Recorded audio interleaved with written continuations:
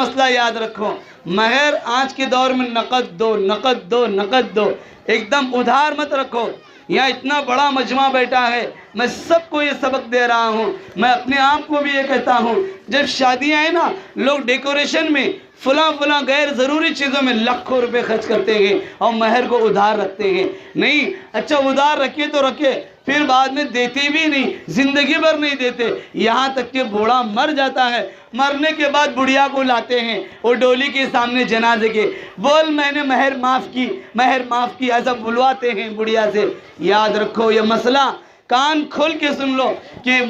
آپ بڑھیا بھی جانتی ہیں، وہ بوڑھی سمجھتی ہے یہ بوڑھا زندگی میں تو دیا نہیں، اب مرنے کے بعد کیا کھاک دے گا، میں مہر معاف کی بولتی ہے اس زبان سے، اس سے مہر معاف نہیں ہوتا۔ یہ اچھی طرح سے سن لو، مرنے کے بعد بوڑھے کے مال میں سے، وراثت میں سے اس کا مہر دینا پڑے گا۔ مہر بیوی کا حق ہے، مہر دینا واجب ہے، نقد دینا سب سے افضل ہے، اور کم سے کم اس دور میں مہر 2500 روپے، ابھی ماشاءاللہ کم سے کم 2500 طے ہے۔ ایک جگہ میں گیا نانج میں، نانج ہے ہمارے وہاں ذمہ دار کی ایک شادی تھی،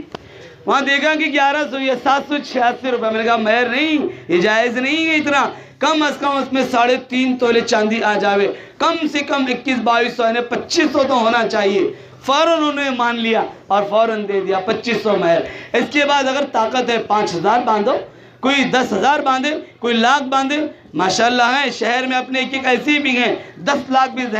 مہر باندھا، اگر طاقت استطاعت تو ٹھیک ہے، لیکن چپ اتنا بڑا باندھنا کہ دینے کی طاقت نہ ہو، ایسا بھی جائز نہیں ہے۔ جو باندھے مہر فوراً دے دینا نقد، یہ عورت کا حق ہے، یہ واجب ہے،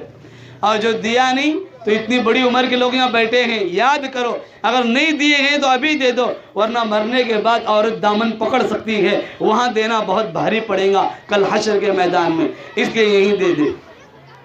ایک تو میں نے مہر کے بارے میں کہا، دوسرا ایجاب و قبول، وہ شرط ہے، خطبہ سنت ہے، پھر دوستوں ولیمہ کرنا سنت ہے، اور سب جو خرچے لڑکے پر رکھے گئے، شادیوں میں لڑکی والوں پر ایک نئے پیسے کا خرچہ شریعت میں نہیں ہے۔ ابھی چند دن کی بات ہے، عائشہ نام کی بچی جہیز پر تنگ آ کر اس نے سابرمتی ندی میں چھلانگ لگا کر خودکشی کر لی، واٹس ایپ پر ہوگا، علماء کو معلوم ہے، ساری دنیا جانتی ہے، ساری پورے ملک والے اس کے نام سے چیخ رہے ہیں۔ ابھی کتنی عائشہ جلتے رہیں گی اور کتنی لوگ کودیں گے، کتنے ایسے حالات یہ کب بند ہوں گا؟ یاد رکھو دوستوں، مجھے اور آپ کو بیدار ہونا پڑے گا، کھڑے ہونا پڑے گا، اور ایسے جہیز کے نام پر کے لٹیرے مانگنے والے، یاد رکھو وہ خیرات سے نپتر ہیں، وہ فقیر سے بدتر ہیں کہ جو ایسا مانگتے ہیں مانگ کر لینے والے۔ اب یہاں بہت جن کی شادیاں آئندہ ہوگی، بہتوں کے بچوں کی شادیاں آئیں گی، یہ میری آواز کو حفاظت سے رکھنا اور اپنے دلوں میں اتارنا اور عمل کرنا، چاہے ہم تمہاری شادیوں میں آئے نہ آئے، بندے کی یہ چند جملے تمہاری زندگی میں انقلاب پیدا کریں گے۔ پر میں اپنے جہیز نہ لینا، مانگنا نہیں، گھوڑی کی رقم، جوڑی کی رقم فلاں کی اور یہ دو یہ دو، یاد رکھو ایسا مانگ کر اگر کوئی کار میں بھی پھرا، وہ بھکاری کی کوئی ذرہ برابر عظمت نہیں آئیں گی۔ ارے اس سے بہتر تو پیدل آنا، پھٹی ہوئی چپل پہننا، بغیر چپل کے رہنا، پھٹا ہوا لباس پہننا ابھی عزت دلائے گا، شرافت دلائے گا۔ اگر بھیک مانگ کر 1,00,000 روپے کی کپڑے بھی پہنے تو اس سے عزت نہیں آتی۔ میرے اور آپ کے پیارے آقا جناب محمد رسول اللہ صلی اللہ علیہ وسلم نے فرمایا، کوئی اگر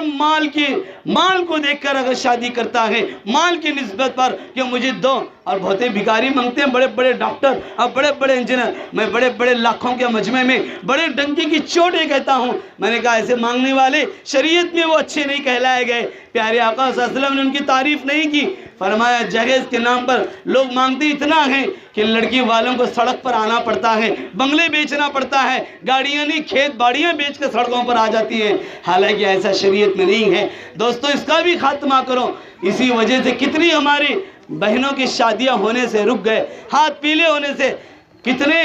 کئی سال پہلے کا رپورٹ ہے، صرف حیدرآباد شہر میں 70,000 سے زائد اتنے عورتیں عمر ان کی نکل گئی کہ دینے کے لیے کچھ نہیں تھا۔